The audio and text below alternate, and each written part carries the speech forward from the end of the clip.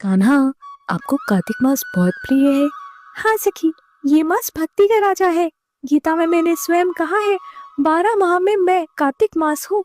जो कार्तिक में तुलसी पूजन करता है, दीप जलाता है, हरि नाम संकीर्तन करता है, वो मेरे धाम में सदा के लिए वास पाता है। तुलसी मेरी प्रियतम सखी है, और जो उन्हें प्रेम से सजाता है, उसका घर तो मेरे लिए तीर्थ बन जाता है। रोज सुबह तुलसी को जैसे स्नान कराओ, फूल चंदन दीप प्रेम से अर्पित करो, ओम तुलसी नमः का जप करो, और 11 या 21 परिक्रमा रोज लगाओ। भोग अर्पण संकीर्तन से घर पावन हो उठता है। इस पावन मास में तुलसी पूजन न केवल धर्म देता है, बल्कि अंत में मोक्ष का मार्ग खोलता है। जहाँ तुलसी होती है, वहाँ मैं और लक्ष्मी सदा वास करते हैं। बिना तुलसी तल के तो मैं तो भोग भी ग्रहण नहीं करता हूँ।